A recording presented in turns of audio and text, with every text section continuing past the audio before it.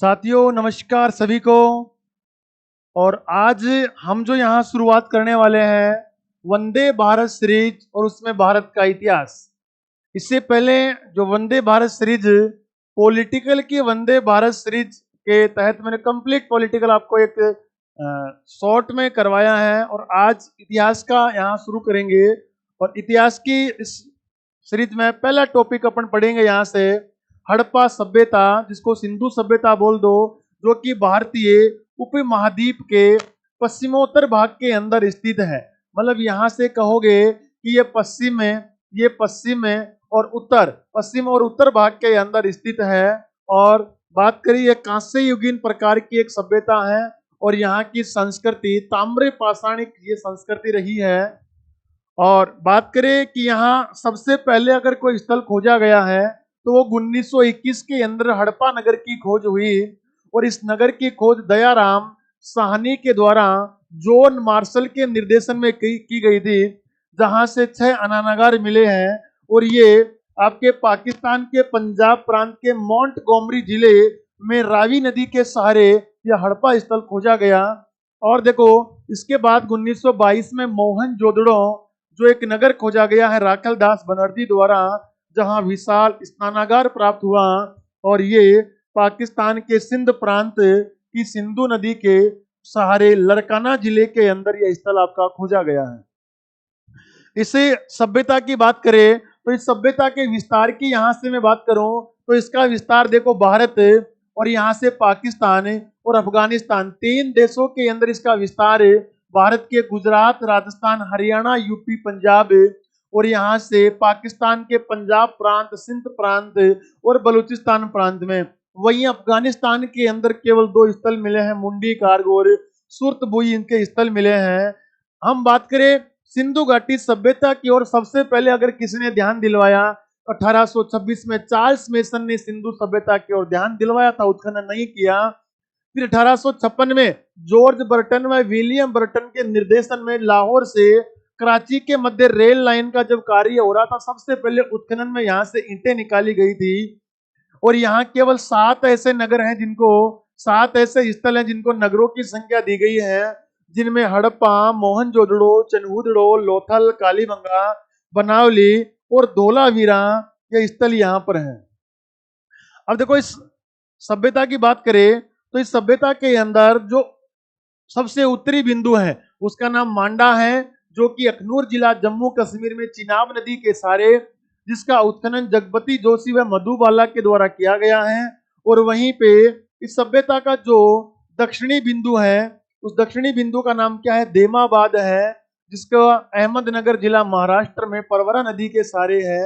और यहाँ से बात करेंगे इसके पश्चिमी बिंदु की तो इसका पश्चिमी बिंदु देखिएगा, इसका पाकिस्तान में है, बलूचिस्तान में, जो सुतकांगे डोर है, दाश्क नदी के सहारे। खोज 1927 में मार्क ऑरेल स्टाइन ने इसकी खोज की है। और इसका पूर्वी बिंदु आलमगीरपुर मेरठ यूपी में हिंड नदी के सहारे, जिसका उत्खनन यज्ञदत्त शर्मा ने और खोज 1958 भारत सेवक समाज के द्वारा इसकी खोज की गई थी। अभी यहां से बात करें कि सिंधु सभ्यता की उत्तर से लेकर दक्षिण की जो दूरी है ये 1600 किलो, उत्तर से लेकर दक्षिण की 1400 किलोमीटर है और पूर्व से पश्चिम की 1600 किलोमीटर है। और लगभग इसकी आकृति देखो कैसी मानी गई है, त्रिभुजाकार इसकी आकृति बताई गई है, त्रिभुजाकार आकृति इसकी है। और यहाँ इसका क्षेत्रफल 12,99,600 वर्ग किलोमीटर है। ठीक है, अब यहाँ देखो और भी बात करें सिंधु सभ्यता की, कृषि को लेकर बात करें तो यहाँ पर गेहूं, जौ, राई, मटर, तिल व सरसों उगाते थे। 9 प्रकार की फसल का इन लोगों को ज्ञान था। यहाँ से 2 किस्म के गेहूं और जौ उगाया करते थे। सर्वप्रथम कपास का श्रेय भी सिंधु सभ्यता के लोगों को जाता है। इसी कारण यूनानी ने इनको क्या कहा, इस सभ्यता को सिंडन कहा था। फिर कहा गया कि यहाँ चावल के साग से लोथल और रंगपुर से मिले हैं, तो बाजरे के साग से लोथल व सौराष्ट्र से बाजरे के साग से मिले, रागी रोजदी गुजरात से, सरसों कालीबंगा जुते हुए खेत हल्के निशान मिले। गन्ना किसी प्रकार से नहीं उगाया जाता था सिंधु घाटी सभ्यता में, गन्ना के कोई प्रमाण नहीं है। यहाँ अगर मापतोल की अपन बात करें तो बाट के रूप में मनके और जवाहरात की वस्तुओं का प्रयोग करते और मापन हमेशा सोना के गुणज में होता और सीप के प्रमाण मोहनजोदड़ो वह हाथी दांत का स्केल लोथल से मिला है यहाँ। और देखो तराजू के साक्ष्य सुरकोटदा से मिले हैं। मृत भांड की बात करेंगे सैंधव सभ्यता में, तो मृत भांड अधिकतर लाल और गुलाबी मृत भांड मिले हैं। और एक ऐसा मृत भांड मिला है लोथल से। कहां से मिला? जहां वृक्ष पर मुंह में मछली पकड़े हुए एक पक्षी वृक्ष पर बैठा है और उसके नीचे एक लोमड़ी का चित्र अंकन किया गया है कि वो प्रतीक्षा कर रहे हैं कब पक्षी बोले और ये मछली नीचे गिरे। ऐसा मृत भांड का अंकन लोथल में मिला है। और यहां अगर मोहरों की बात करें तो देखो अंकन मोहर के ऊपर एक सरंगी बेल का, बाघ का, सांड, बकरी, हाथी, इस प्रकार का अंकन हुआ करता। और सबसे महत्वपूर्ण क्वेश्चन है कि सैंधव सभ्यता की जो मोहरें हैं वो किससे निर्मित थी? सेल खड़ी या स्टेलाइट से निर्मित थी। काफी बार क्वेश्चन आया हुआ है।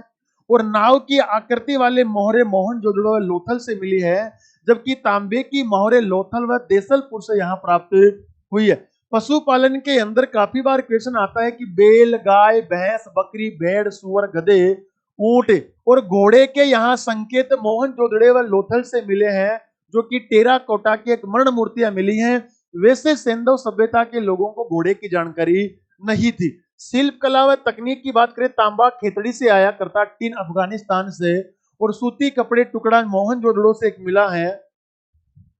सामाजिक जीवन की बात करें तो यहाँ का समाज मात्र शतात्मक था। यहाँ के लोग शाकाहारी मांसाहारी दोनों प्रकार के थे। अंतिम संस्कार तीन प्रकार से, तो दाह संस्कार, एक पूर्ण समाधिकरण, एक आंशिक समाधिकरण हुआ करता। स्वास्थ्य के निशान जो सूर्य उपासक का प्रतीक है मोहनजोदड़ो से प्राप्त हुआ है। और वृक्ष व पशु का ये पूजा किया करते थे। इनके अलावा देखो प्रमुख स्थलों की बात करो तो लोथल स्थल अहमदाबाद गुजरात में है। भोगवा नदी 1954 के अंदर रंगनाथ राव ने खोज की है। चनहुदड़ो सिंध पाकिस्तान के अंदर 1931 में अर्नेस्ट मेके, गोपाल मजूमदार ने खोज की है। कालीबंगा हनुमानगढ़ घग्गर नदी के सारे, और यहां से 1952 के अंदर अमलानंद घोष ने खोज की है। राखी गढ़ी हिसार हरियाणा 1969 में सूरजभान सिंह ने खोज की है। कोट दीजी सिंध पाकिस्तान में सिंधु नदी के सारे 1935 में दूरी व फजल ने इसकी खोज की है। बनावली हिसार के अंदर 1973 में आर.एस. बिष्ट ने खोज की है। रोपड़ जो रूपनगर पंजाब में सतलज नदी के सारे 1955 में यज्ञदत्त शर्मा ने यहां से खोज की है। रंगपुर जो काठियावाड़ गुजरात में मातर नदी के सारे 1954 एस.आर. राव द्वारा खोज की गई। सूरकोटदा कच्छ गुजरात में सरस्वती नदी के सारे 1964 के अंदर जगपति जोशी ने खोज की है। और सुत का कोह जो कि पेरिन पाकिस्तान में सादीकोर नदी के सारे आपका 1962 में जॉर्ज डेल्स ने यहाँ पर क्या की है? खोज की है। सिंधु सभ्यता का अगर प्रामाणिक समय की बात करो तो 2500 से लेकर 1750 ईसा पूर्व मानते हैं, जबकि रेडियो कार्बन 14 के अकॉर्डिंग बात करोगे 2300 से 1750 ईसा पूर्व टाइमिंग है। और सिंधु सभ्यता नाम जॉन मार्शल ने दिया था। जॉन मार्शल ने सिंधु सभ्यता का टाइम 3250 से 2750 बताया है। और वहीं पे सिंधु घाटी सभ्यता नाम डॉक्टर रफीक मुगल ने विभाजन के बाद दिया है। ऐसे ही आपको और भी टॉपिक अगर देखने हो तो ये 10-15 मिनट वाली क्लास आप जरूर देखिएगा, शेयर भी कीजिए इनका। Okay, thank you.